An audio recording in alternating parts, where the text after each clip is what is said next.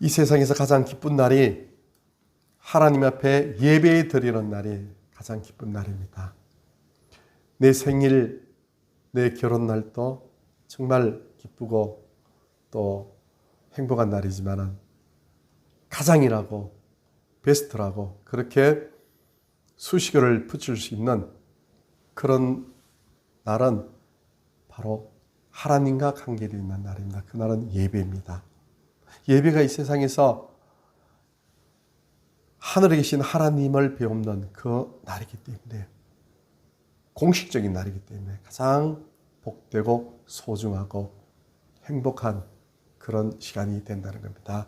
이 세상에서 사람이 할 수 있는 가장 위대한 생각은 하나님에 대한 생각이다. 그렇게 말씀드린 적이 있습니다. 하나님에 대한 생각이 이 세상에서 최고의 위대한 생각이죠. 그 이상은 위대한 생각이 없습니다. 왜냐하면 하나님이 가장 위대하신 분이시기 때문에. 이 우주 천지를 창조하신 만왕의 왕이고 만주의 주가 되시고 절대적인 신이신 하나님, 그 하나님이 나의 아버지가 된다고 생각해 보세요. 얼마나 대단한 일인지, 얼마나 행복한 일인지. 이 땅에 최고의 권력을 가진 왕이 있다면, 지구를 대표하는 왕이 있다면 그 왕의 아들이 되는 것은 대단한 그런 건설을 가지고 있잖아요. 그런데 지구상에 있는 왕, 그것은요, 이 우주 공간에 있는 왕으로 친다면 티끌이죠.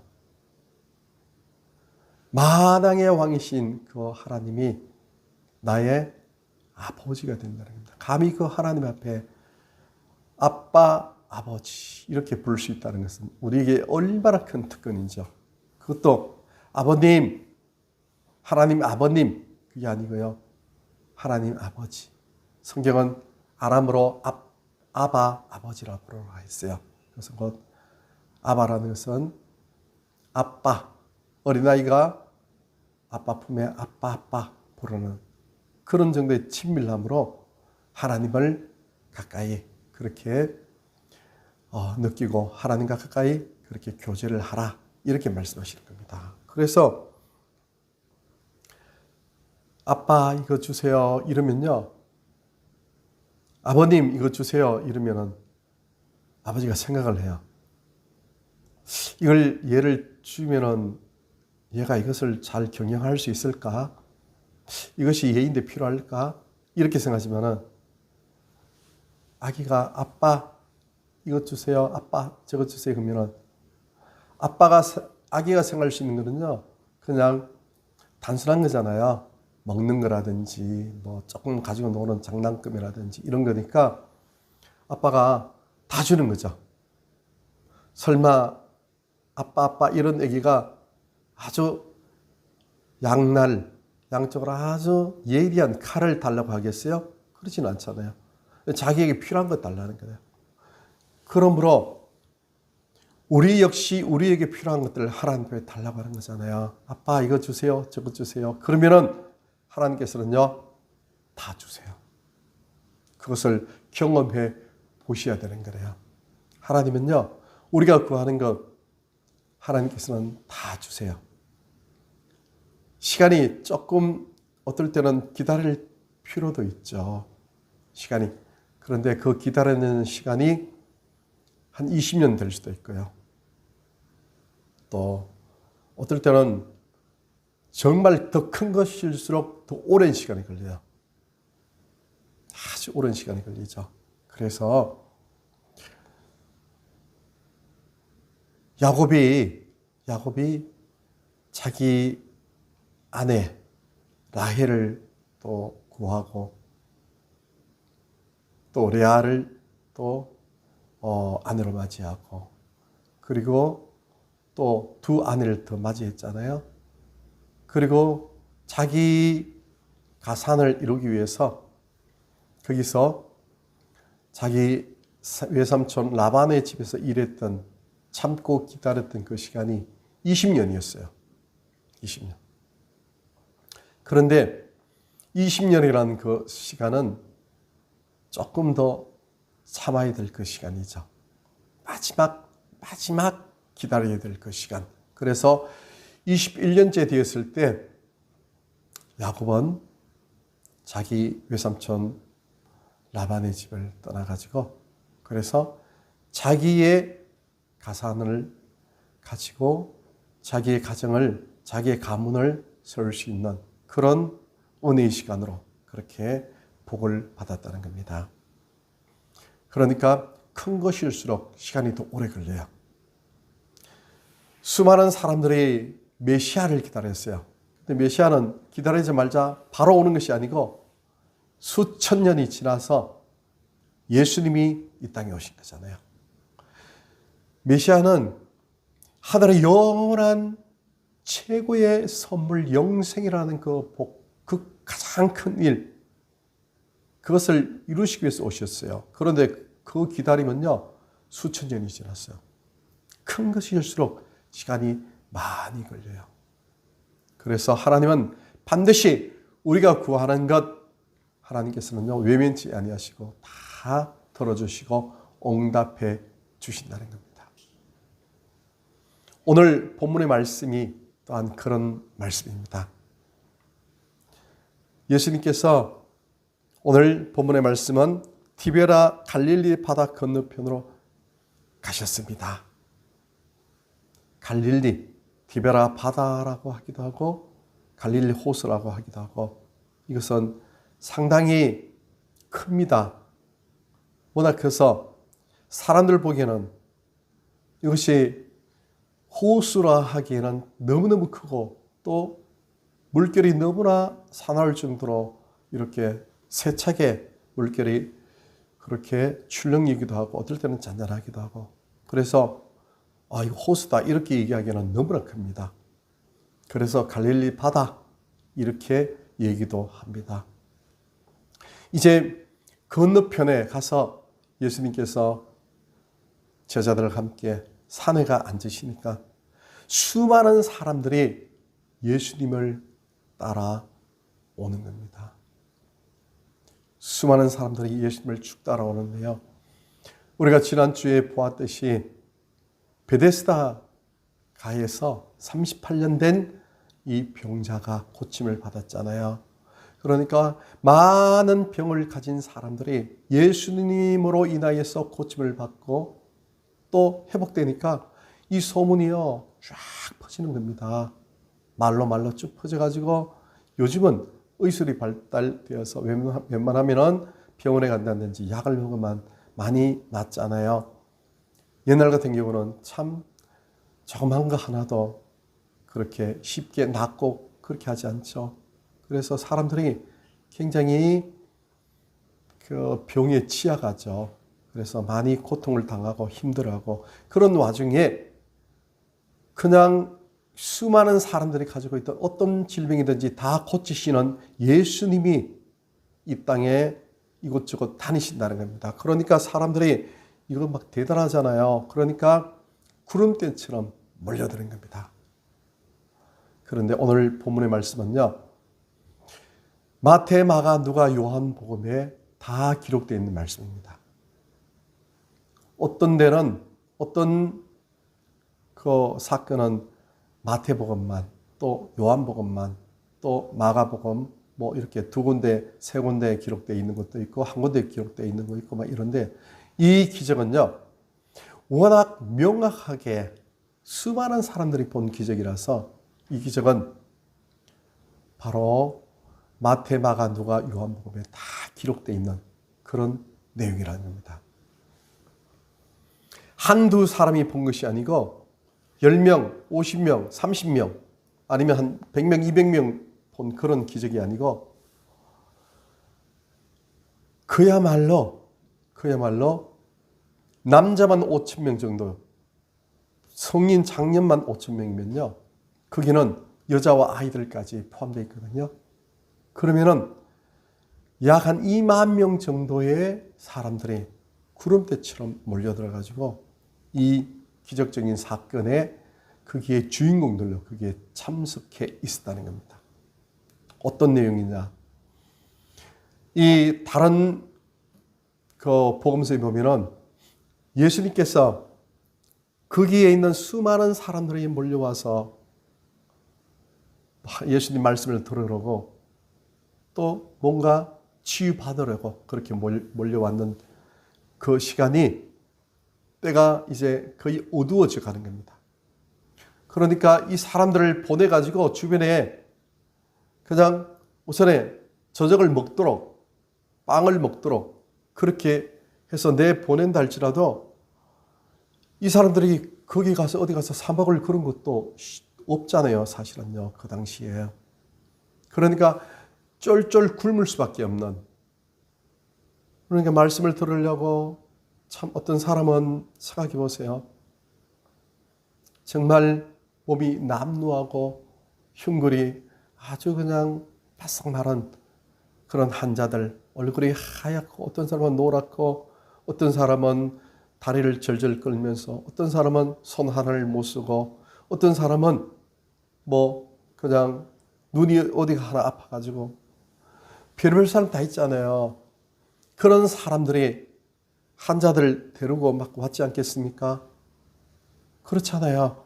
아주 건강한 사람이 저분 누구야? 막 이렇게 온 그런 사람들도 있지만은 하나같이 그냥 사람들이 배고픈 사람들도 있고 얼마나 많은 사람들이 있었겠습니까?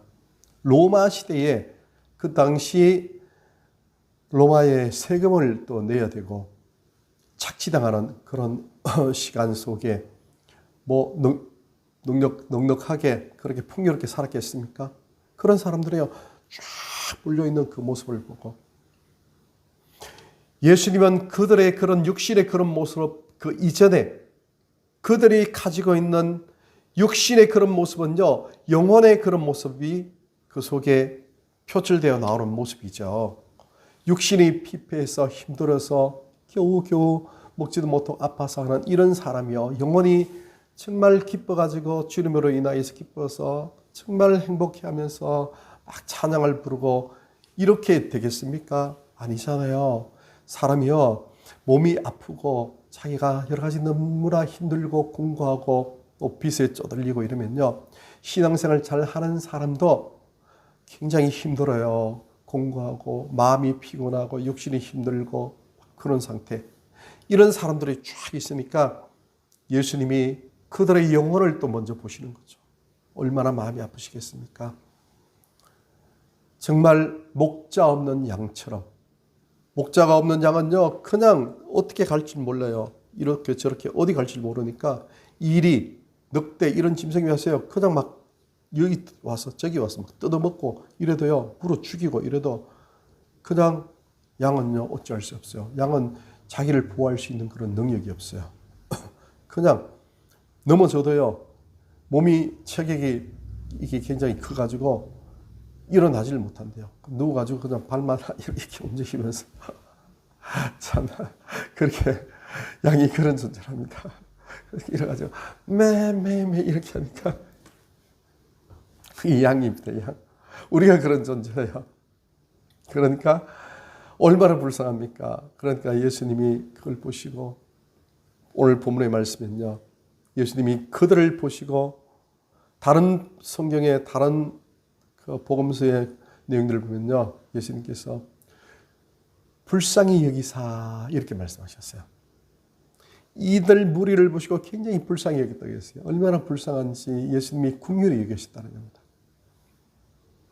오늘 본문의 말씀에 가장 먼저 우리가 기억해야 될 것은 우리를 긍휼히 여기시는 우리 아버지 하나님, 우리 예수님, 성령님을 우리는 기억해야 된다는 겁니다.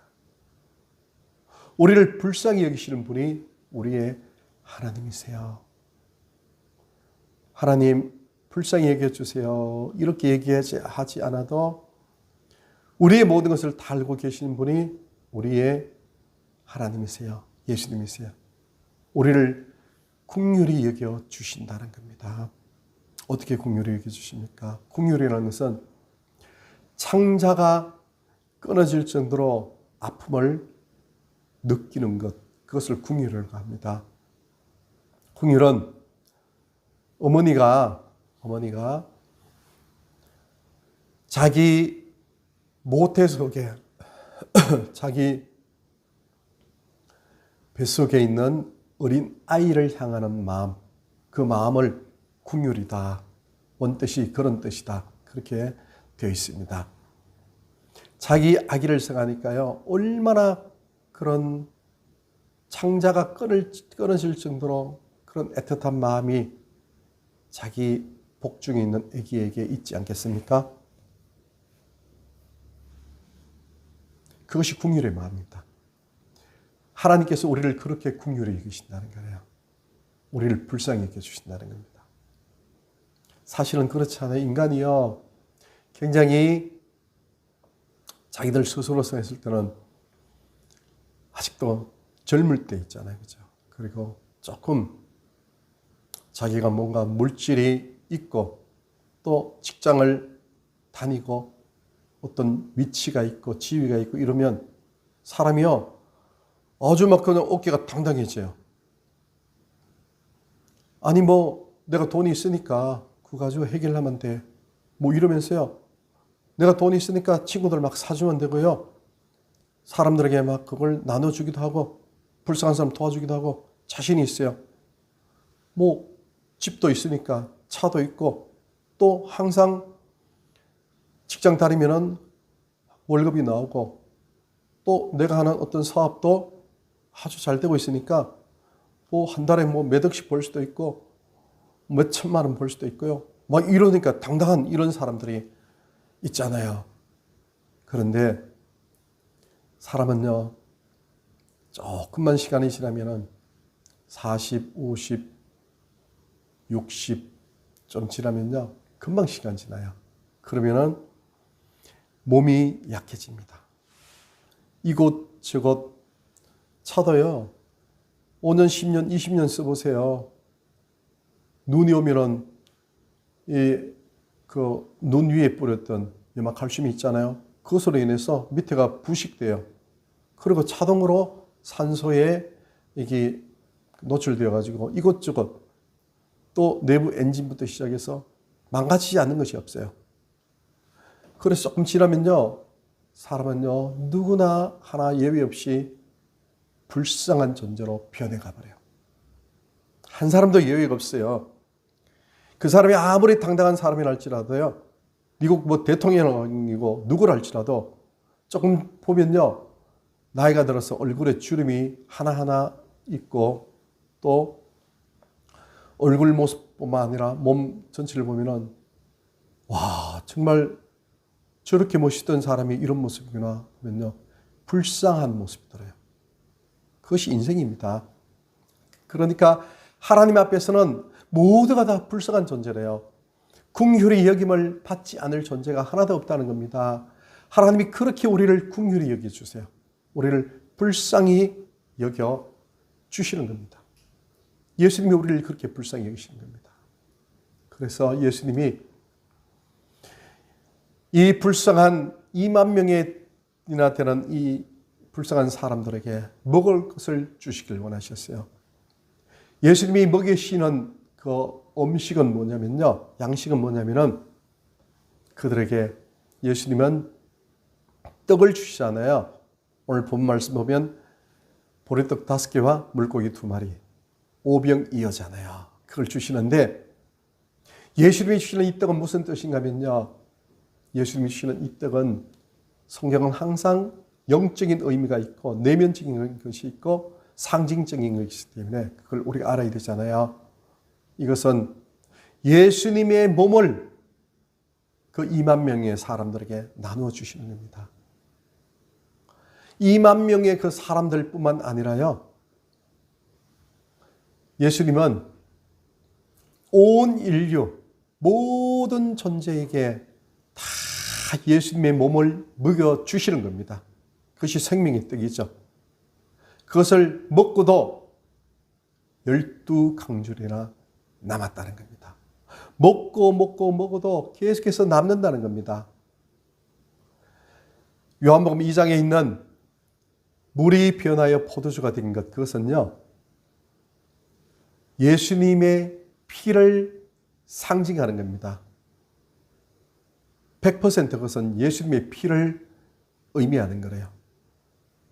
포도주, 잔치집의 기쁨은요, 그것은 포도주잖아요. 포도주는 예수님의 생명의 피입니다.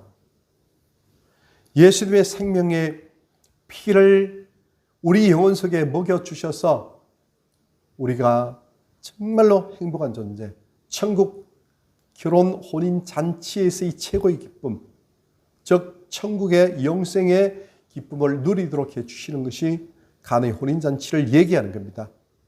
그러면 오늘 본문에 있는 이 말씀은 예수님의 몸을 우리에게 먹여주시는 그러한 말씀이라는 겁니다. 그래서 이 두 개가 합쳐가지고 예수님이 성만찬을 제정하셨을 때 예수님의 피를 마시고 예수님의 몸을 먹으라. 그래야만 우리에게 영생을 우리가 갖게 되고 영생을 누리게 된다. 이렇게 말씀하셨어요. 그래서 내 피를 마시고 내 몸을 먹는 자, 그 사람은 영생을 얻었고 다시는 줄이지 않는다. 이렇게 말씀하신 겁니다. 그래서 성찬식을 우리가 하지 않습니까?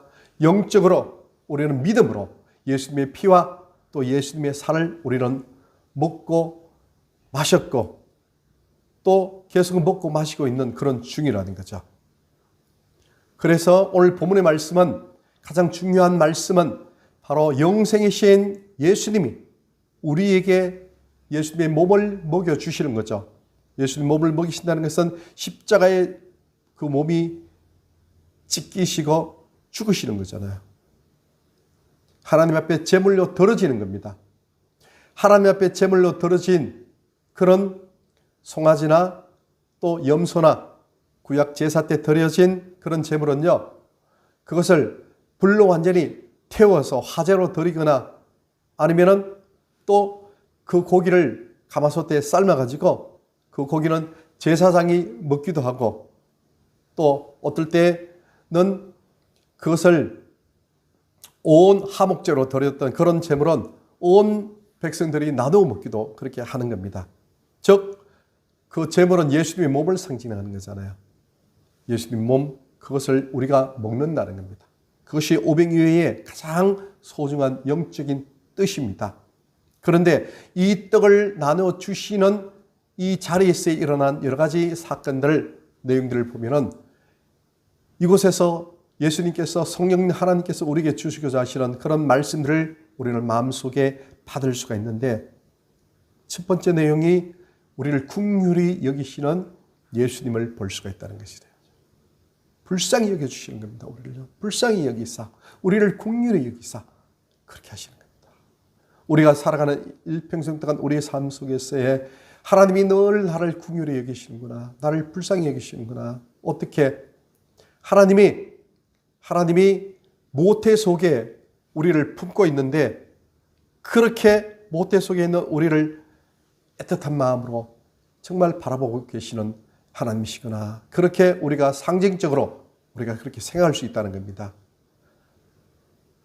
어머니가 자기 아기를 모태 속에 품고 있으니까 얼마나 간절한 사랑의 마음, 애틋한 마음, 그런 마음이 있겠습니까? 그것이 긍휼입니다. 그래서 긍휼을 우리에게 베푸시는 하나님 앞에 긍휼을 받아들이는 그런 마음으로 우리는 나가야 되고요. 그러기 위해서 참 그렇게 하셨기 때문에 우리 역시 다른 사람들을 긍휼히 여기는 마음을 가져야 된다는 겁니다. 오늘 본문의 말씀은 우리에게 그 말씀을 하시는 겁니다. 내가 너희를 긍휼히 여기니 너희들도 너희들 서로 긍휼히 여기고 불쌍히 여겨라. 왜 그렇습니까? 병원에 가보면요, 참 불쌍한 사람들 많아요. 그냥 휠체어에 앉아가지고요, 아주 이만한 어떤 튜브에 밀가루 같은 그런 색의 어떤 주사위, 그걸 이렇게 꽂고 있으면서 얼굴은 여기 다 말라가지고요, 머리도 감지 못하고 완전히 그냥 허리 빽빽해가지고 앉아서 이렇게 있는 사람들 보면요, 정말 불쌍합니다. 그런 사람들은 병원에 한두 명이 아니잖아요. 누워서 그냥 뭐 기부스에 있는 사람도 있고 이런 사람 저런 사람 다 있고요. 불쌍합니다. 불쌍해요. 근데 그 모습이 어떤 모습입니까? 우리 이 땅에 살아가는 모든 사람들의 모습이 그 모습이래요. 한 사람도 예외 없이 병원의 그런 모습으로 앞으로 가지 않을 사람 한 사람도 없어요. 누구든지 세상을 떠나기 전에는 다 그런 모습으로 갑니다. 물론 갑자기 세상을 떠나는 그런 사람들도 있지만 대부분은 그런 모습으로 가는 거죠. 얼마나 불쌍합니까? 우리 모두가 서로 불쌍히 여겨야 돼요. 서로 잡아먹고 잡아 죽이려고 막 그냥 원수같이 하고 조그만 하나 더 자리에 차지하려고 그냥 급무설수 또 거짓말 해가지고 그 사람을 끌어내리고 해하고 욕하고 이렇게, 그것은요 사람으로서는 할 도리가 아니고 사람으로서 할 그런 행위가 결코 아니라는 겁니다. 우리는요 하나님의 자녀로서 영생을 바라보면서 이 땅에 잠시 잠깐 살아가는 그런 사람이기 때문에, 이 땅에서 영원히 사는 존재가 아니기 때문에 우리는 넓은 마음, 예수님과 똑같은 긍휼히 여기는 그런 마음, 그래서 긍휼히 여기는 자는 복이 있나니 저희가 긍휼히 여김을 받을 것이며, 우리가 긍휼히 여기는 마음을 가져야 됩니다. 또 우리에게 말씀하시는 본문의 말씀은요, 예수님이 이 빌립을 시험합니다. 빌립이 예수님의 제자잖아요. 빌립에게 이 많은 사람들 이들에게 어디서 이들에게 먹을 것을 갖다 줄 수가 있을까요? 이렇게 빌립이 질문을 하는 거잖아요. 그렇죠? 그 전에 예수님께서 말씀하셨습니다.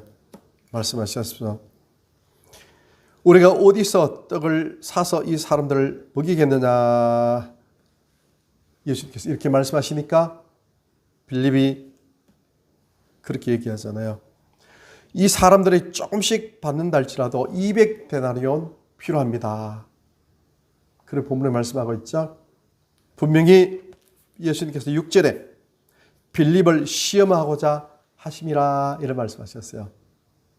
예수님이 오늘 본문 말씀을 통해서 우리를 시험하시는 겁니다. 이 빌립은요 우리와 똑같습니다. 이 빌립은 곧 내 자신입니다. 예수님이 이 많은 사람들에게 어디서 우리가 구해서 떡을 이렇게 먹일까? 이렇게 하니까 예수님이 만일 나에게 말씀하면 뭐라고 대답할까요? 예수님이 황 집사야, 김 집사야, 또한 우리 아무개 근사야, 아무개 장로야, 지금 이 앞에 2만 명의 사람이 있는데 이 사람들에게 어디 가서 이 사람들을 떡을 사서 먹일 수 있을까? 이렇게 물어보는 겁니다. 그러면 뭐라 하겠습니까, 우리가요? 여러분 뭐라고 대답을 하겠어요, 예수님께? 아니, 예수님, 이 근방의 식당들 아무리 많이 떡을 준비하고 오픈한 식당이 있다 할지라도 2만 명을 먹일 수 있는 식당 없는데요. 또 갑자기 얘기하면 떡을 어디서 만들어 옵니까? 아니, 떡 사러 지금 밤늦게 또 갈 수도 없고요. 아니, 떡이 있다 할지라도 그 떡을 가져올 수 있는 그런 차량도 없고 마차도 없고, 아니 2만 명이 먹을 수 있는 떡이면 과연 얼마나 많은데요. 아, 이걸 갑자기 어떻게 또 만들어요? 별의별 생각을 다 하겠죠.